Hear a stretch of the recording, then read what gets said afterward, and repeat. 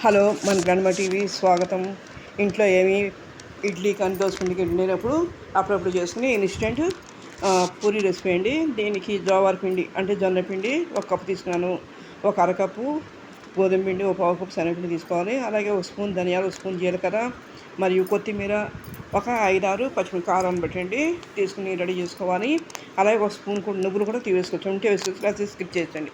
ముందుగా మిక్సీ జార్లో రెడీగా ఉంచిన కొత్తిమీర, పచ్చిమిరపకాయలు, జీలకర్ర, ధనియాలు వేసి మిక్సీని పల్స్ మోడ్లో గ్రైండ్ చేసి ఉంచుకొని మనం రెడీ చేసి ఉంచుకుని 3 పిండిని కూడా ఒక మిక్సీ బౌల్లో వేసుకుని దాంట్లో రుచి సరిపప్పు వేసుకుని నూనె 1 స్పూన్, దీనికి ముందుగా 1 గ్లాసు నీళ్ళు, వేడి నీళ్ళు, మరి వేడక్కర్లేదండి, గోరువెచ్చగా ఉన్న చాలు, వేడి చేసుకుని రెడీగా ఉంచుకొని మనం ఈ మిక్సీ పట్టిన కారాన్ని ఇవన్నీ వేడి నీళ్ళు, కొద్దిగా 1 స్పూన్ ఆయిల్ వేసి కొద్దిగా వేడి నీళ్ళు వేసి కొద్దిగా వేసుకుని కలుపుకోవాలి. చపాతీ పిండి మాదిరిగా కలుపుకొని రెడీ చేసుకుని ఉంచుకుని దాన్ని పైన కొద్దిగా ఆయిల్ వేసి మూత పెట్టాలి. ఎందుకంటే సాఫ్ట్గా రావడం కోసం మూత పెట్టి మనం 5 నిమిషాలు ఆగి తర్వాత ఈ పిండిని చిన్న మీడియం సైజ్ బాల్స్లో చేసుకుని రెడీ చేసుకొని మనం 2-3 చొప్పున ఒత్తుకొని ప్లాస్టిక్ కవర్ మీద కానీ బటర్ పేపర్ మీద ఒత్తుకొని దీన్ని ఆయిల్ పెట్టి డీప్ ఫ్రైకి సరిపడా ఆయిల్ పెట్టి మనం వీటిని వేయించుకోవాలి. ఇవి చాలా స్మూత్గా చాలా బాగుంటాయి. ఇవి 2 రోజుల వరకు నిల్వ ఉంటాయి.